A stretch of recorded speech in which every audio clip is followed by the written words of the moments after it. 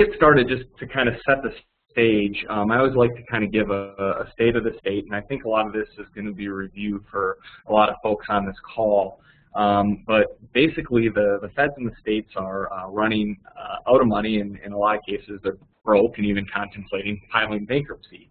And why is this important? Well, they need to figure out how to raise additional funds, and one kind of new buzz phrase that we've been hearing a lot about is increasing revenue without increasing taxes.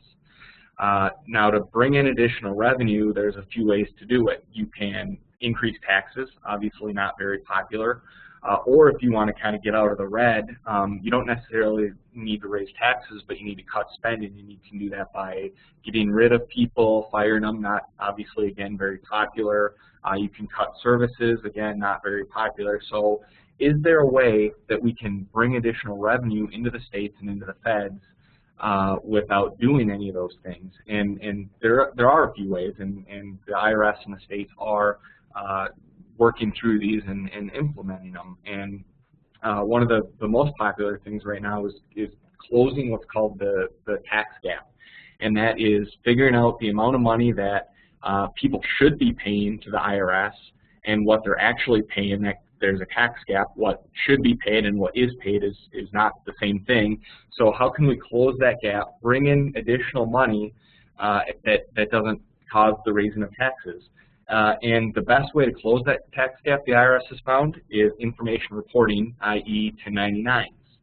They found that if you report information returns on a payment, that the likelihood that that gets reported to the IRS goes up significantly. So that's one of the main ways that they're raising revenue. So what does that mean? Well, it means that they're getting kind of tighter and stricter on information reporting, i.e. they are requiring additional forms. 1099-K, for example, is a new form this year. So you have a whole bunch of people that didn't need to report 1099s on. You didn't care that much about the name and TIN that you had on file. Well, guess what? The IRS is coming knocking now. You have to report this information to the IRS. So having accurate name and TIN information is even more important, even on recipients or clients or vendors that you currently don't report today, because guess what? The trend we're seeing is more and more reporting, meaning you may need to report on these people, you know, not today, but maybe next year or the year after. So getting on top of it today can save you a lot of high costs and issues later on. And we're also seeing ways to bring in additional money beyond just increasing the amount of 1099s. They're also, the IRS is increasing penalties. I'll touch on more about that in a second. It's also becoming harder and harder to abate penalties. So previously, when you got a penalty, you could write a letter to the IRS, say, hey, we gave it our best shot, and the IRS would waive the penalty. That's becoming much harder to do today. And then finally, the last trend I want to talk about is we're seeing more and more states kind of following suit. Historically, states haven't really cared as much about information reporting, or at least a lot of the states haven't cared as much about information reporting. There hasn't been as many penalties issued by the states, but we're starting to see that change. So that's kind of another trend we're seeing, is that states are becoming more and more strict as well. So new for 2011 is the doubling of penalties for any late or misfiled returns to the IRS. So for example, if you filed a return with a missing name or TIN, those penalties have doubled. So the IRS is definitely taking this seriously, and it really kind of highlights the fact that you need to make sure your name and TIN information is correct, because the penalties are becoming much, much more severe, and as I mentioned, much harder to abate. So the amount of money that organizations, the direct costs that organizations have to pay for 1099s and penalties is going up year over year. And then I mentioned a second ago that overall we're seeing a trend of increased 1099s. I won't go into each of these specific components, but in general, seeing the IRS and the states increase the amount of information that you as payers need to track and report on, and also make sure that you have accurate information on. And based on the trends we're seeing and the people that we're talking to, you know, the 1099 reporting process is not going to get smaller anytime soon. It's just going to continue to grow and grow. So staying on top of this stuff is ever more important. So why does this matter? For the most part, you know, it's pretty obvious. a lot of folks on this webinar are probably used to dealing with B notices. So that's a very costly, painful, and one of kind of when you talk to people in the industry, one of the things that people dread the most. So just trying to eliminate the B notice process by ensuring accurate information before you file, to eliminate that process is of utmost importance. I've already mentioned penalties, increasing the abatement process being harder. The more bad information you file and trend of misfiling and bad filings, the more likely you are to get an audit from the IRS. And then also the client experience. If you're sending out 1099 forms, and anyone that does Form 1099K this year definitely understands this, when you send these forms to your clients or vendors and the information is inaccurate, there's a brand impact, and people, may second guess if they have to call you up and get this information corrected. They may start thinking about using a different payer, so it can actually have a definitely direct top line and bottom line impact. And then there's also the opportunity cost as you're dealing with things like B notices, penalty notices, writing abatement letters, dealing with customer service calls for folks that have incorrect names or TINs. That's all time that could be spent focused on your core business and not dealing with these auxiliary things. So, a lot of people don't think about that, but there is a high opportunity cost to your organization for not having accurate name and TIN information. Okay, so kind of diving in for the rest of the webinar, I'm going to spend a few minutes kind of talking about kind of how name and TIN information used to be collected and managed, and kind of provide some ideas around how you might do this going forward with some new additional tools that the IRS provides. So historically, managing name and TIN information for most organizations was a very reactive process.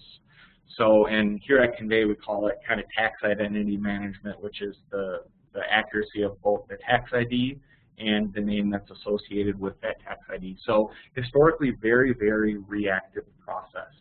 So essentially, you would get B notices, penalty notices, you would process those, load them into your system, send out W-9s or second B notice letters where applicable. You would then gather the responses for those W-9s and then potentially do some backup withholding, some reporting. It's kind of simplified here, but really the point is it was all reactive and it was all based off of the IRS sending you a B notice and P notice. And for most part, this wasn't as big of a deal. It was a pain, but with the abatement process being fairly easy, a lot of people just, that was kind of okay for them. They could just react to it, get the penalty waived, and no big deal. But as the penalties are increasing and the likelihood of abatement goes down, that process really doesn't work anymore. So from a process standpoint, you file your 1099s at the end of the year, you receive B notices from the IRS, you send W-9s out, you get a penalty notice, you write your abatement letter, and that's kind of the yearly process. Again, very simplified process, but that's kind of the process that most organizations followed. So today, for a lot of organizations, managing correct name and TIN information is an extremely manual process. For the most part, collecting updated information from their clients or from their vendors is all done via paper, and for the most part, it's all done via W-9s. That's the standard vehicle in which most organizations collect updated name and TIN information. And again, it's a very reactive process. So for the next few minutes, we'll be talking about how you might automate this process, make it much more streamlined, make it much more efficient, and do it much more cost-effective, how to make it real-time, and how to take this process and be proactive about it. There's a lot of advantages to collecting name and TIN information proactively, and we'll talk about those as well. So there were kind of four options, I would say, in that slide I showed just a minute ago, which were all in the red. They were all the reactive states of managing name and TIN information and B notices. And what we're encouraging folks to do is take advantage of the IRS TIN matching program, and let's create some proactive steps to put in place to get this information up front. And that's using the IRS's real-time TIN matching program, using the IRS's bulk TIN matching program, and doing something that Convey calls general solicitation delivery. So this is asking your recipients, your vendors, whoever you're reporting on, asking them for name and TIN information up front before you send the information to the IRS, so that you can collect this information much more cost effectively than you might be doing with a paper W-9 today. Also, with the general solicitation approach, you aren't under all the rules and regulations that you are when you receive a B notice. We all know that when we get a B notice, there's certain processes that we must follow. We must send a W-9 out, for example, to the individual within 15 business days, and we must get a response back on a first B notice within an overall elapsed time of 30 business days for it to for backup withholding to be avoided. So there's all these rules. The process to collect the updated information is a paper W-9. The IRS doesn't really give you too many options in how you get that information. But if you proactively ask your individuals for updated information, there are no rules in which the IRS requires you to collect this information. So you can do it in a much more efficient way. So the IRS TIN matching program, I'm not going to spend a ton of time here, but the IRS does offer what's called the TIN matching program, which is through their e-services area. And they offer two flavors of it. They offer real-time TIN matching, where you can interactively type in the names and TINs of up to 25 individuals and click submit, and the IRS almost instantly will tell you whether those names match their records or are incorrect. They also offer bulk TIN matching, which is you can submit a file of up to 100,000 recipients or vendors in a file, submit that to the IRS, and they'll return a file to you that will tell you whether the individual matches or is a mismatch. Now, unfortunately, the IRS won't tell you what's wrong if it is incorrect. They will just tell you whether it is correct or incorrect. But at the end of the day, that's really all we need to get started in a proactive process of collecting updated information. So if you do want additional information about the IRS TIN matching program, you can look in publication 21088 that has all the information and a whole lot more that you could ever want to know about TIN matching. The one thing I will say about it, it is a great program. It is a little bit of a challenge to get signed up. The sign-up process does take a significant amount of time, including sending some letters and stuff back and forth with the IRS. It also requires an officer of the company, of your organization, to register your organization, and they need to provide their personal SSN and things like their adjusted gross income to prove it's them. So it is kind of a cumbersome process. Fortunately, if you do utilize a third party to file your information returns, you can actually leverage someone like Convey to do the TIN matching program for you if you can't get signed up yourself as an organization, or if you just want someone else to kind of manage that burden for you. Okay, so let's talk about a proactive process. So step one I mentioned is you need to take all your recipients or vendors, depending on your industry, and you need to match those against the IRS TIN matching program. That's step one. And once we go through that process, we're going to know who's a match and who's a mismatch. The matches we're okay on, we can kind of put those to the side. We want to make sure that we don't, for some reason, update the name and TIN to an incorrect combination. But for all the ones that are a mismatch, those are really the ones that we want to focus on. So kind of step one is identifying that population and then working to get that information updated appropriately. So once we know our list of individuals who we need to work on getting updated, we're going to want to solicit those individuals. And by solicit, I mean we're going to want to send them some sort of communication with a call to action. And that call to action is either going to be fill up this W-9, it's going to be give us a call, it's going to be go to this website, it's going to be do something to provide us updated information.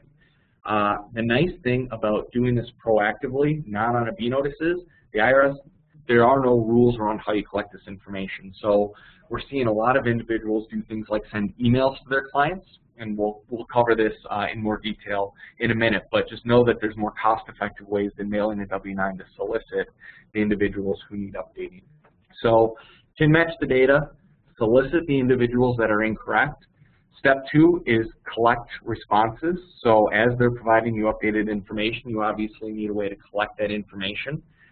Traditionally, it would be receive a paper W-9 and key that information into a system on your side. And we'll talk about a few kind of new proactive and kind of cutting edge ways to collect these responses.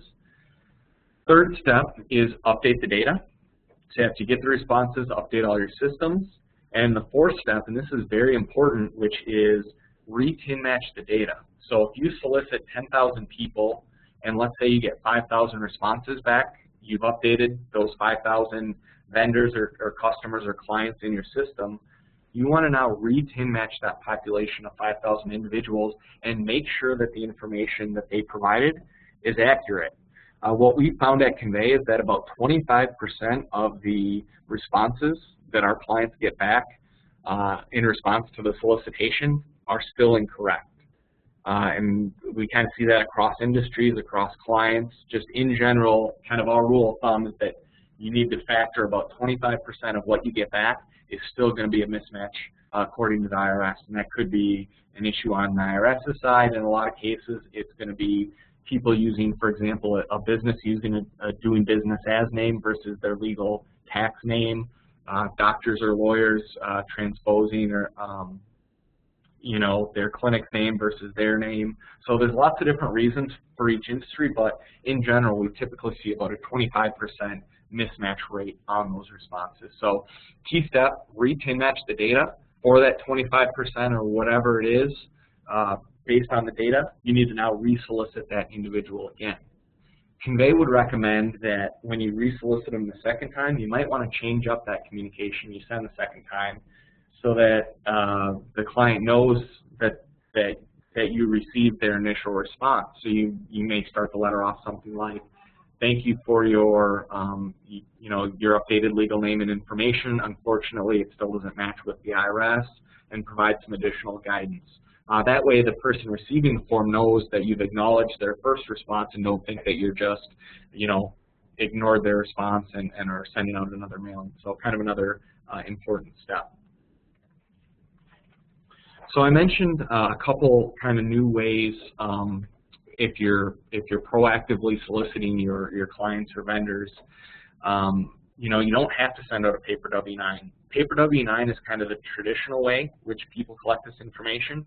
If you're on a B notice, a first B notice, you must send a paper W-9. If you're not on a first B notice and we're being proactive, you can do a variety of other options. So paper W-9, most traditional, even when people are being proactive, a lot of folks do still like to send paper W-9s just because it's kind of a more official IRS-looking form. So that's certainly okay, but you don't have to.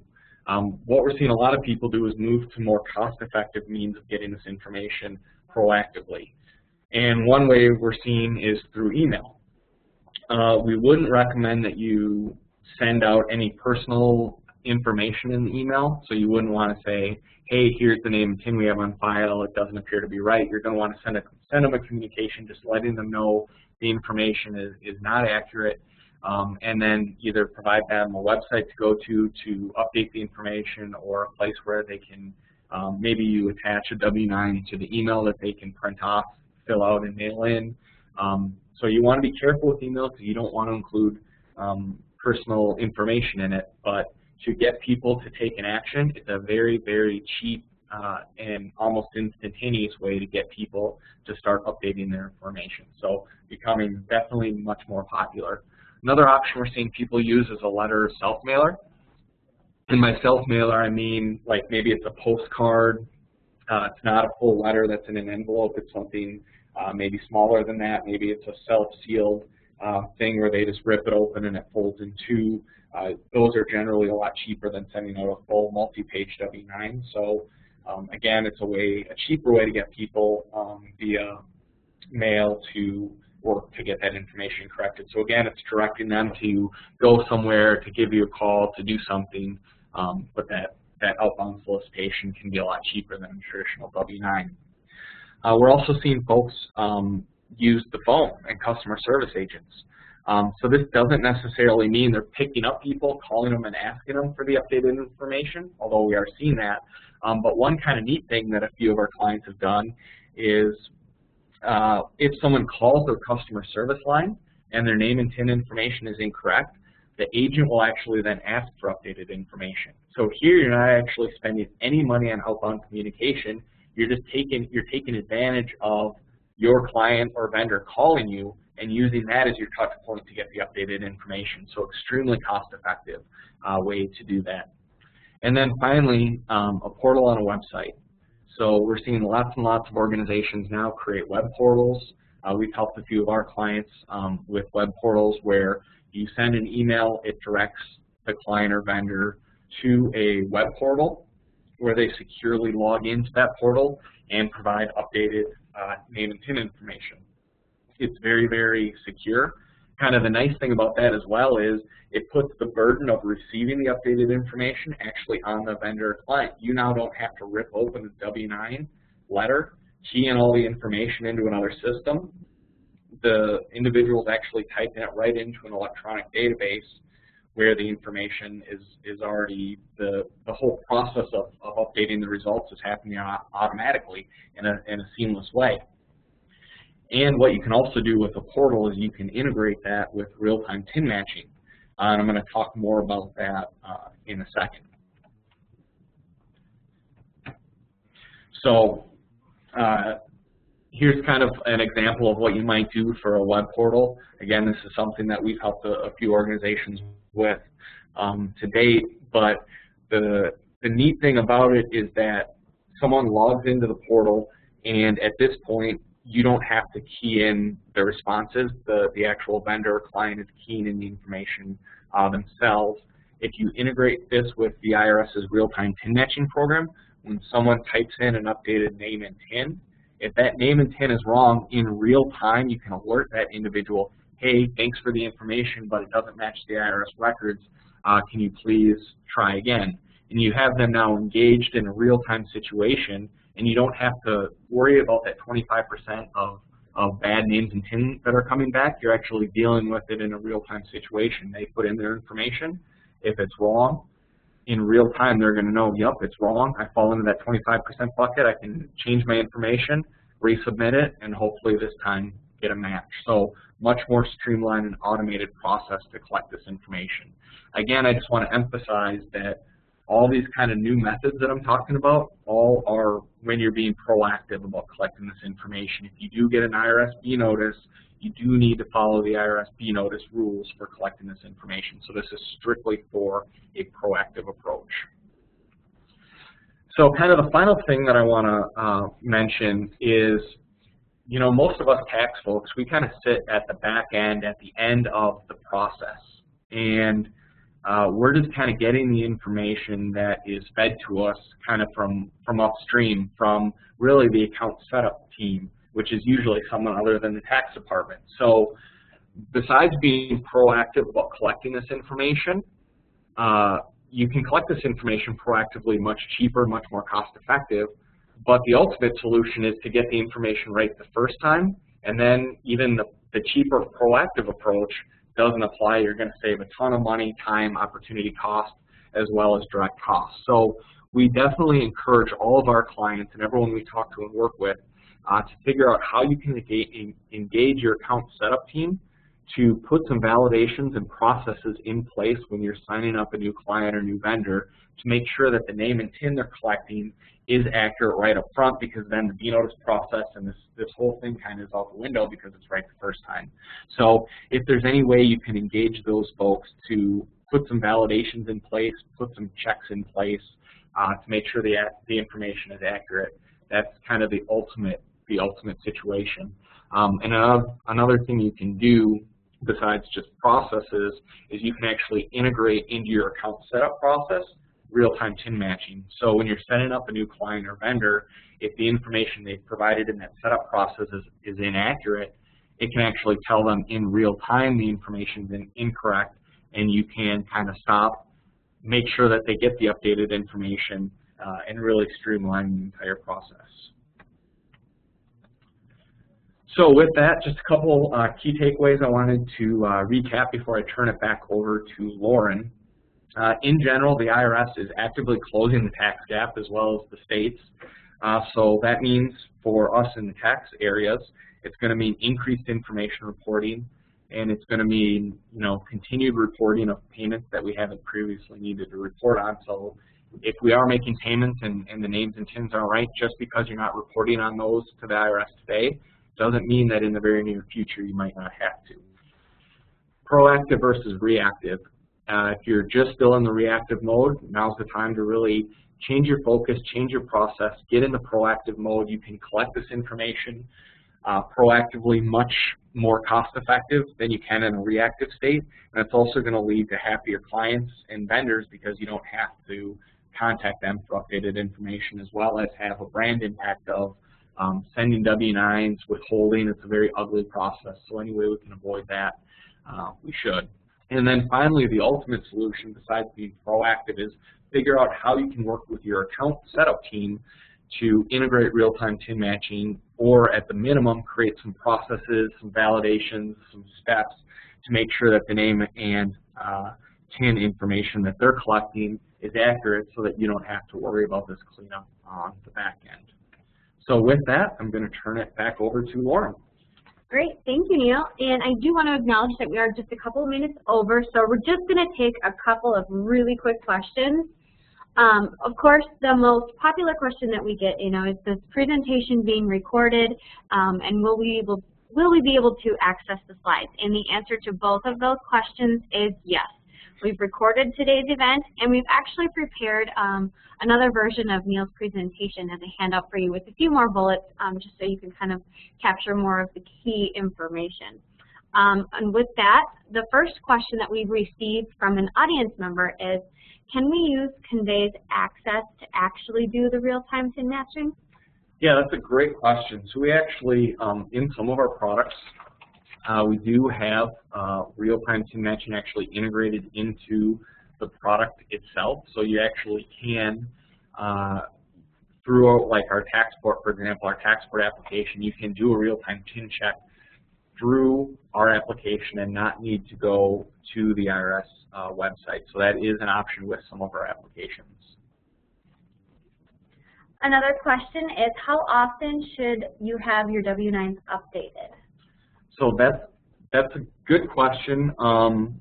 I am not a tax attorney, so I'm going to kind of leave that one up to probably your own internal legal counsel to address. But in general, I believe that W-9s are good indefinitely. So I don't believe you need to get those updated on any sort of frequency. I know that's not the case for W-8s, for example, but I believe W-9s are effective unless, for example, you get a fee notice. But again, you're going to want to probably talk to your tax counsel depending on your specific situation. Great, thank you, Neil. And to keep in the interest of time, we have recorded any questions that you have submitted, so I apologize if we didn't get to them today. I do want to let you know that someone will be following up with you from Convey to help you get those questions answered. A couple of things before we let you go. We want you to always stay up to date on compliance information and tax information reporting. You can visit us at our news blog, 1099news.com. You can also follow us on Twitter, and we also will be posting our webinars and upcoming events on LinkedIn, so you can check there as well. And finally, I did want to just briefly announce that we have set a date for our 2012 Compliant Connect.